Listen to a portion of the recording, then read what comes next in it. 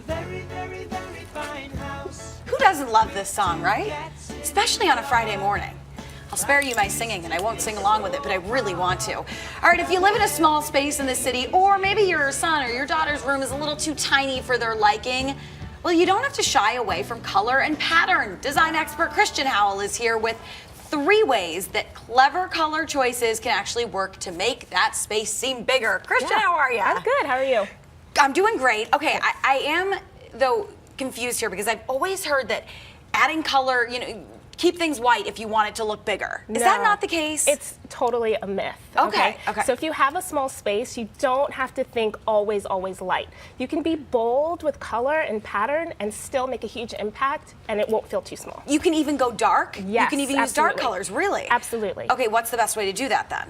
Well, the dark colors, using dark colors kind of, especially if you have a great light source. Okay. So you do want to make sure you've got a great window or some kind of focal point. And I think we've got some pictures. Okay, here we go. This is such a great example. Okay, so you've got these dark walls, and look at how your eye just zooms through that window. Yeah, that is actually out beautiful. into nature. It's gorgeous.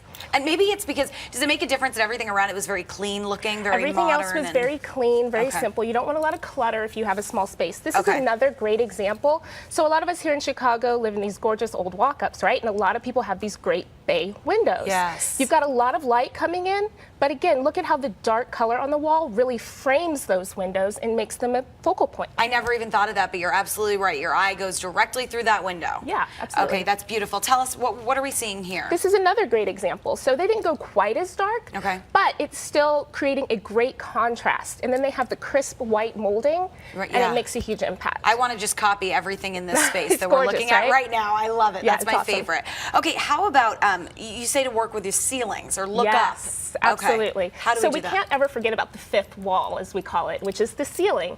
So bringing color and pattern up kind of just draws your eye up. So if you have a small space, look at this awesome bathroom. Like, how fun are these dots? Yes. I mean, I'm a fan of dots, as everyone knows. So this is such a great example. They took that pattern off the wall straight up to the ceiling, and it just keeps your eye jumping around. It's gorgeous. And here's another example of it too, pattern on the ceiling. I love this. You're right. The eye goes up and you instantly feel like the room is bigger. It's much bigger. And plus, I think the kids would have a lot of fun with that. Absolutely. For a kid's room, or if you want some fun in the bathroom. Now, I love this example. So you've got a nice, clean white space. You can tell the room is very small. That's just a twin bed there. Right. But you've got this great pop of color on I the love ceiling. it. Khristian, thank you so much. If you have design questions, don't forget, go onto our Facebook page or tweet us.